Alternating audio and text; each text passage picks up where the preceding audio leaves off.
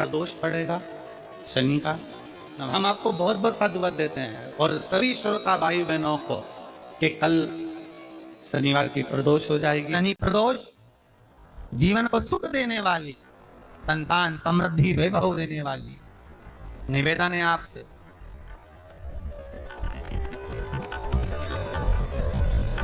सूर्य अस्त का समय हो, प्रदोष का समय, प्रदोष काल शाम के समय पर कटोरी में सरसों का तेल ले लीजिए। शंकर के शिवलिंग पर किसी मंदिर में जाकर सरसों का तेल शिव पर चढ़ा। तेल चढ़ते समय शंकर के शिवलिंग पर त्रिपुंड बना दें।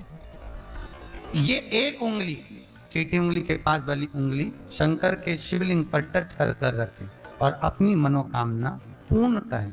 बाबा विश्वनाथ पूरा करता है।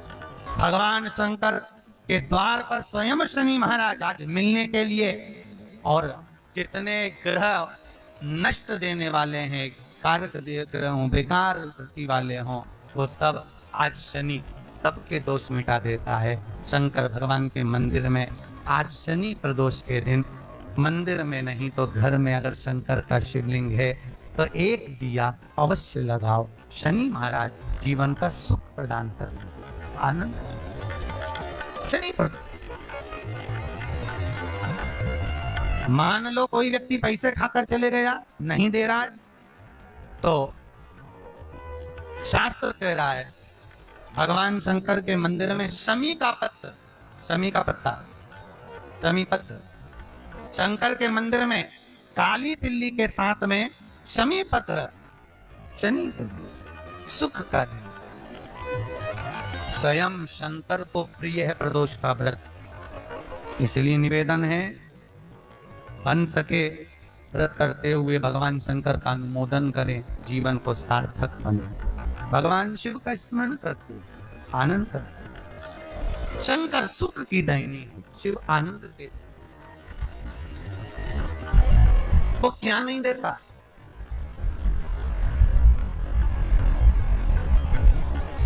क्या नहीं देता? आरोग्यता देने वाला अगर कोई है तो शंकर है।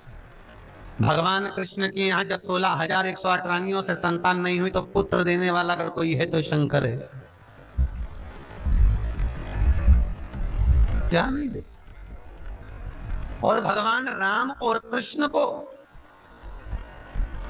यदि परम धाम जाना भी है, राम और कृष्ण को अगर परम धाम की ओर जाना भी है और उनको अब कहना है कि अब तुम्हें प्राण छोड़ना पड़ेगा, तो मृत्यु का निमंत्रण देने वाला भी शंकर ही है, शिव, कोई दूसरा नहीं। अगर बीमारी के लिए कोई उपाय करें तो कौन सी प्रदोष पर करें, और लक्ष्मी के लिए कोई उपाय करें तो कौन सी प्रदोष पर करें? तो अच्छे से सुन लेना भाइयों। शुक्ल पक्ष में जो प्रदोष पड़ती है वो लक्ष्मी की वृद्धि के लिए होती है। कृष्ण पक्ष में जो प्रदोष पड़ती है वो रोग और बीमारी को मिटाने की होती है। तो जितने उपाय आपको प्रदोष के बताए जाते हैं उस हिसाब से आप करो कि शुक्ल पक्ष की प्रदोष है तो लक्ष्मी का कोई उपाय करना है तो हमें शुक्ल पक्ष की प्रदोष पे करना है। अगर हमें बीमारी से निपटने का कोई इलाज करना है या कोई उपाय करना है तो उसको कृष्ण पक्ष की प्रदोष पर करना है।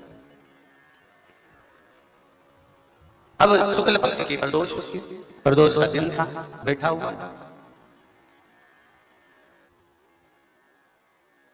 मान लो अगर कहीं आप कोई नौकरी के लिए अप्लाई कर रहे हैं,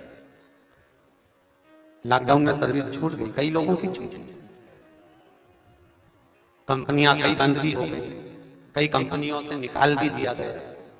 कहीं पत्नी परेशान हो रही है, कहीं पति परेशान हो रहा है, आप कहीं अप्लाई कर रहे हो तो जैसा माता उमा ने प्रदोष काल में, प्रदोष के समय पर, प्रदोष काल के अंतर्गत बेलपत्री का स्मरण किया है, वो बेलपत्र का स्मरण अगर संसार का मनुष्य कर लेता है तो महाराज ब्रह्मवृत्ता पुराण कहती है कि उस जीव का ऐसा कोई कार्य नहीं जो सफल नहीं होता।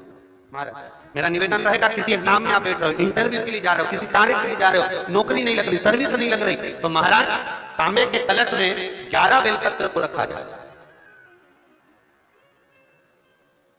और तांबे के कलश में 11 बेलपत्र रखकर उसमें 11 सफेद पुष्प को डाला,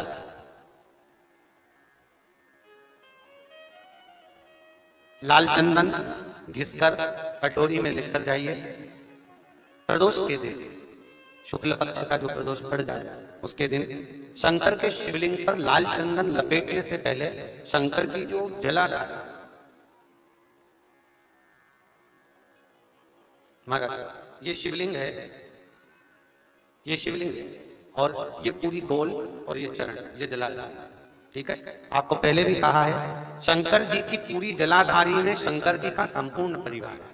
राइट जो चरण है जहां से पानी नीचे गिरता है वो गणेश जी का स्थान है, लेफ्ट कार्तिकेय जी का स्थान है, बीच में जो मोटी सी लाइन है वो अशोक सुंदरी का स्थान है। जहां पर शिवलिंग रखा हुआ है ये माता जगतजननी जगदम्बा का हस्त कमल है। शंकर भगवान को मां अपने हस्त कमल पर रखी हुई है। ऊपर से जो बूंद बूंद पानी जलाधारी से नीचे गिर रहा है ये शंकर भगवान की 5 लड़कियां हैं, जया, विषहरा, सामरीबारी, दोतली और देव। ये ऊपर से बूंद बूंद जल क्रीड़ा शंकर जी के साथ में करती है। शंकर भगवान का संपूर्ण परिवार जलाधारी में विराजमान है। शिव महापुराण कहती है, माता उमा का चरित्र कहता है, कोई एग्जाम में बैठ रहे हो, कोई कंपटीशन एग्जाम में बैठ रहे हो और चाहते हो कि मेरी नौकरी इसमें लगना ही चाहिए, तो लाल चंदन का लेपन आपको इस पूरी जलाधारी पर करना है। लाल चंदन का पूरी जलाधारी पर। और महाराज जी जिस कलश में आपने घर से 11 बेलपत्र और 11 सफेद पुष्प जल के अंदर डालकर लाए हो उसको आप चढ़ाएंगे तो इस तरह से चढ़ाएंगे कि उसका भाग हमें दिखे चढ़ते समय। ऐसा नहीं चढ़ाता, उसको चढ़ाते समय इस तरह से चढ़ाएं कि वो जल का भाग हमारी ओर गिरता हुआ। महाराज जब आप वो समर्पित कर दें बेलपत्र पुष्प आदि सभी चीजें, उस चंदन का एक थोड़ा सा भाग पूरी जलाधारी पर हाथ फेर कर अपने दरवाजे पर आते आते उसका स्पर्श कर दें। जिस दरवाजे से आप एग्जाम देने के लिए जाओगे, जिस घर से आप जाओगे, अपने घर के किसी भी दरवाजे पर उसका हाथ लगा दें या कोई स्थान को छू लें। जिसको आप दरवाजे को खोलकर दरवाजे को स्पर्श कर या दीवार को छूकर या अलमारी को छूकर जिसको भी छूकर आप जाओगे उसका स्पर्श कर लेना। फिर आपको कुछ नहीं करना है, उमा और महेश ही सब कुछ करेंगे जो उनको करना है सब साथ। प्रदोष व्रत का नियम जो आप ले रहे हैं, प्रदोष व्रत को जो आप श्रवण कर रहे हैं उसको जरा ध्यान से सुनिएगा। सबसे पहले स्नान ब्रह्म मुहूर्त का सुबह का, उसके बाद में फिर आसन पर बैठकर भगवान की भक्ति को धारण करना, शंकर का अनुमोदन करना, शिव भक्ति में डूबे रहना, शंकर का स्मरण करना, शंकर के नाम का स्मरण करते रहना। ये प्रदोष का मूल तत्व। महाराज प्रदोष व्रत करने वाले को भोजन नहीं करना चाहिए, ध्यान दीजिए। फलाहार करो, उसमें भी नमक का सेवन मत करो। प्रदोष व्रत में नमक का सेवन वर्जित होता है। कारण क्या कारण होता है? उसका एक कारण माना गया नमक की वर्जितता। जिस समय पर एक नगर में एक ब्राह्मणी रहती थी, बहुत भाव से सुनिएगा, प्रदोष व्रत नमक को त्यागने का भाव। प्रदोष व्रत की किताब में भी मिल जाएगा आपको, आप पढ़ेंगे तो सुना होगा आपने। एक ब्राह्मणी रहती थी एक नगर में, उसका पति नहीं था, छोटा सा बालक एक साथ में रहता,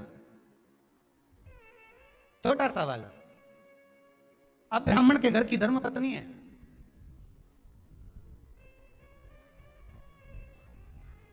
ब्राह्मण कर्मकांड करने वाला, पूजन करने वाला, पाठ करने वाला, अनुष्ठान करने वाला, पूजन करने वाला, मंत्र जाप करने वाला, भगवत भक्ति में डूबने वाला। ब्राह्मण तो चले गया, ब्राह्मणी बच्चे के साथ रह गई। क्या करे वो, अकेली निवास कर रही, अकेली रह रही है। और ब्राह्मणी बच्चे के साथ भ्रमण करती रहती, घूमती।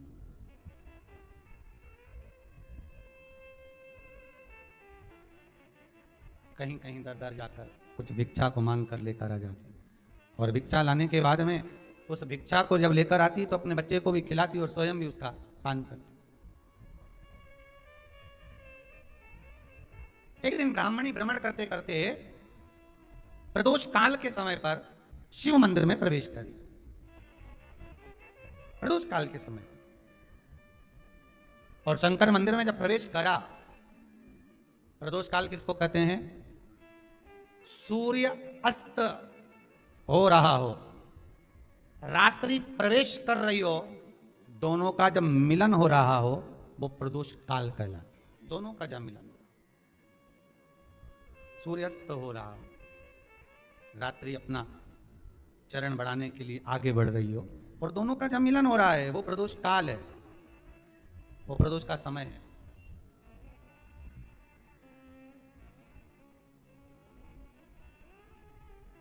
ब्राह्मणी मंदिर में प्रवेश कर रही है। जब ब्राह्मणी मंदिर में प्रवेश करी, मंदिर के अंदर पहुंची, प्रदोष काल का समय था, प्रदोष का समय चल रहा था, और प्रदोष काल के उस समय में, प्रदोष काल के उस समय में जब ब्राह्मणी ने देखा कि कोई भगवान की भक्ति में लगा हुआ है, भगवान के रसतत्व में डूबा हुआ है, आज ब्राह्मणी के पास में कुछ पदार्थ नहीं है, अपने बच्चे का पेट भरने के लिए कोई सामग्री नहीं है, और कुछ आस लेके वो प्रवेश करिए, कुछ आस लेकर वो अंदर प्रवेश कर जाते हैं कि प्रदोष की आपको बधाई हो। प्रदोष शाम का जो समय होता है, प्रदोष काल जो होता है, उसका वर्णन जब हम करते हैं, ये प्रदोष की पूजन का विधान किसने बनाया, ये प्रदोष की पूजन का नियम किसने बनाया, ये प्रदोष की संध्या काल का, प्रदोष के समय का पूजन का विधान कौन बनाया, ये प्रदोष के समय पर एक बेलपत्र चढ़ाने का विधान किसने बनाया, प्रदोष के समय पर एक समीपत्र चढ़ने का विधान किसने बनाया, प्रदोष के समय पर अगर मान लो कोई भिखारी से भिखारी व्यक्ति भी है जो ठेला चला रहा है, उसके पास में खाने के लिए कुछ नहीं है, फटे कपड़े पहन रहा है, उसकी जिंदगी में कुछ भी नहीं बचा और कर्जे में लदालूम हो गया, एक चावल का दाना अगर वो प्रदोष के दिन, प्रदोष काल में शाम के समय पर शंकर के शिवलिंग पर चढ़ा देता है, तो 3 या 4 प्रदोष में उसका कर्जा चूकना प्रारंभ हो जाता है। प्रदोष का विधान, इतना ये प्रदोष का वर्णन करा किसने, इतना प्रदोष की महत्वता बताई किसने, कौन करे इतना वर्णन।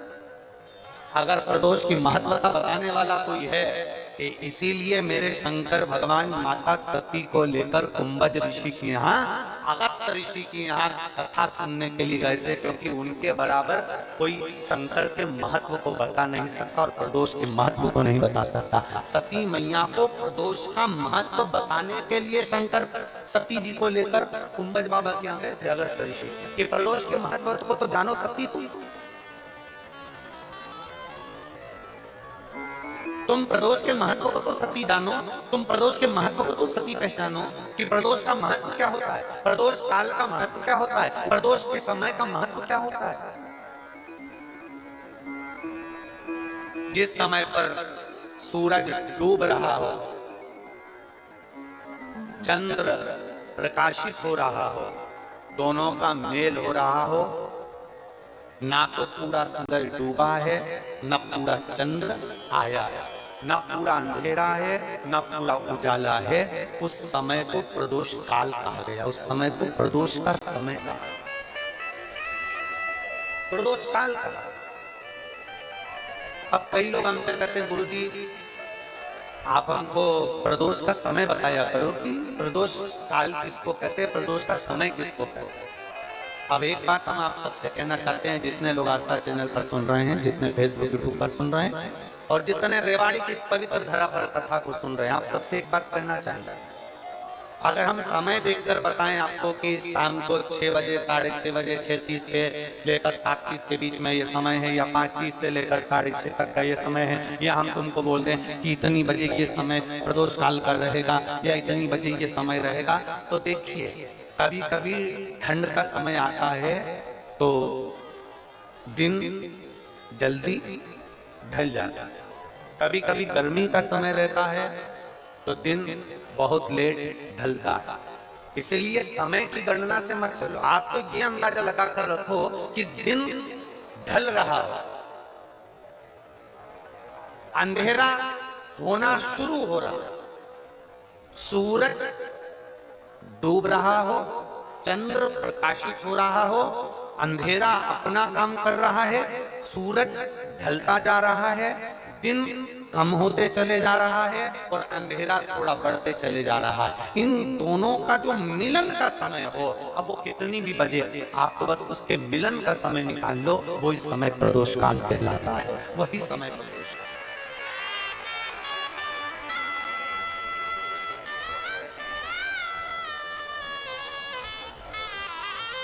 अब प्रदोष काल की पूजन का विधान किसने बनाया, कोई आपसे पूछे तो क्या बताओगे। जम के बोलो जल्दी से। कौन ने बताया था? अगस्त ऋषि। छठ, एक बेलपत्र, एक शमी पत्र तुम्हारी उलझन को समाप्त कर दे। मेरी जीजियों, प्रदोष का इंतजार भी मत करा करो कि प्रदोष का दिन आएगा या प्रदोष का दिन आएगा तो हम गला पकड़ रहा है। प्रदोष का दिन आएगा तो हम भगवान शंकर को प्रदोष के समय में, शाम के समय पर हम बेलपत्र, शमी पत्र, चावल समर्पित करेंगे। आप तो प्रयास करा करें। कभी अगर मौका मिल जाए तो प्रदोष काल में, प्रदोष के समय पर एकांतेश्वर शिवलिंग मिल जाए, कहीं एकांत में कोई शंकर भगवान का शिवलिंग मिल जाए, एक बेलपत्र लो, उसके ऊपर एक शमी पत्र रख लो, एक चावल का दाना रख लो, अपने मन की बात बाबा से कहकर श्री शिवाय नमस्तुभ्यं बोलकर शंकर भगवान के अशोक सुंदरी वाली जगह पर स्पर्श कराकर वही शमी पत्र, वही अक्षत का दाना, वही बेलपत्र शंकर भगवान के शिवलिंग पर उसको समर्पित कर। समर्पित करते समय ये जो डंडी का मुख है, ये जहाँ जलाधारी होती है, पानी बहता है, उस ओर डंडी का मुख होना चाहिए। जिधर पानी बह रहा है उधर से करो।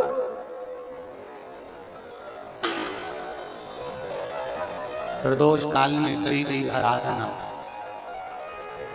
प्रदोष काल में किया गया भजन, केवल प्रदोष के दिन ही नहीं, प्रदोष काल में कभी भी शंकर को याद करो। वैसे तो शंकर भगवान को याद करने के लिए कोई समय निश्चित नहीं किया गया कि इस समय शिव जी को याद करना। मौत का और महाकाल का आने का समय कभी निश्चित नहीं होता। इन्हें बेलपत्र के वृक्ष के नीचे साधना करना प्रारंभ कर। जैसे ही मां लक्ष्मी ने बेलपत्र के वृक्ष के नीचे साधना करना प्रारंभ करा तो देवाधिदेव महादेव कुछ ही समय में, प्रदोष काल के समय पर लक्ष्मी जी के सामने शंकर भगवान प्रकट। शिव जी ने पूछा, लक्ष्मी तुम्हें क्या चाहिए? लक्ष्मी जी कहती हैं, मेरी यह अश्व की योनि, मुझे अश्वी बनना पड़ा, घोड़ी बनना पड़ा, इस अश्व की योनि से मैं मुक्त हूं। पर प्रभु, इस अश्व की योनि से मुक्त तो हूं, पर मेरे प्रभु ने मुझे घोड़ी बनाया है, अश्व बनाया है। मैं चाहती हूं मेरे नारायण मुझे इसी घोड़ी की योनि में, अश्वी की योनि में प्राप्त कर। इस घोड़ी की योनि में, इस अश्वी की योनि में मेरे स्वामी, मेरे नारायण मुझे प्राप्त।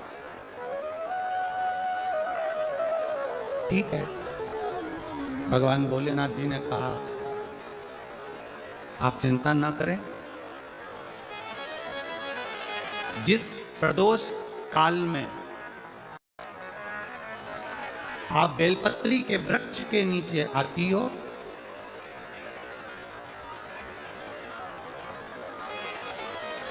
दुनिया का कितना भी दरिद्र व्यक्ति हो, चाहे दुनिया का कोई व्यक्ति ऐसा हो जिसका कभी व्यापार चलता ही नहीं हो, उसने 50 बार बदल के देख लिया, फैक्ट्री चली नहीं रही, जिस काम को करने के लिए जाते हैं वो काम टल जाता है, आज की जगह कल, कल की जगह परसों, परसों की जगह नरसों, काम होता ही नहीं। बेटा बेटी का संबंध करने जा रहे हैं पर हो ही नहीं रहा।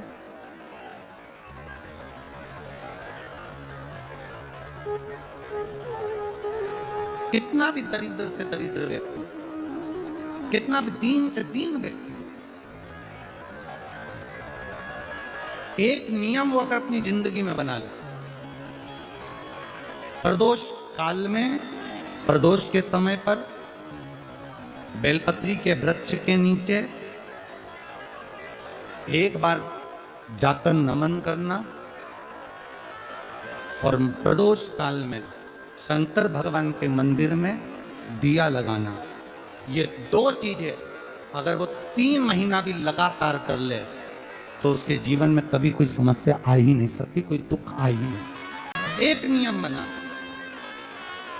जैसे जिस नारी को, जिस पुरुष को, जिस बच्चे को, जिस बड़े को चर्म रोग हो जाता है, चमड़ी सफेद पड़ने लगती है, जब चमड़ी सफेद पड़ने लगती है, चर्म रोग जैसा जब हो जाता है या चर्म रोग उसको घेरने लगता है, चमड़ी जब सफेद पड़ने लगे या चमड़ी काली पड़ने लगे या चर्म रोग सोराइसिस जैसी बीमारी तक के लिए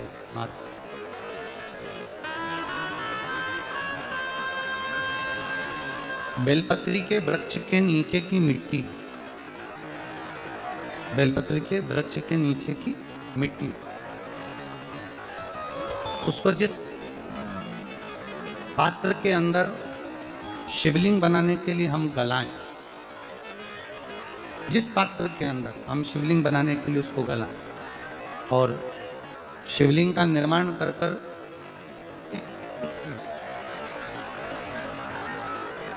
हम बेलपत्री के वृक्ष के नीचे उसका पूजन करें, उसका विसर्जन करें। और बेलपत्री के नीचे की जो मिट्टी है जिस पात्र में गलाई जाती है, उस पात्र के पानी का स्नान, उस मिट्टी का थोड़ा सा भाग अपने शरीर पर लगाकर, जहां सफेद चमड़ी हो रही हो या श्वेत चमड़ी हो रही हो वहां लगाकर और उसका स्नान करना यदि हम प्रारंभ करें। परंतु प्रदोष जैसे अपन शंकर भगवान के मंदिर जाते हैं, दर्शन करते हैं, पूजन करते हैं, उसी तरह बेलपत्री के वृक्ष के नीचे की मिट्टी को गलाकर हम शिवलिंग का निर्माण करते हैं। स्नान करना या शरीर पे लगाने के साथ में सबसे ज्यादा जरूरी है शंकर भगवान के उस शिवलिंग की पूजन करना, पार्थिव लिंग की पूजन करना। लगभग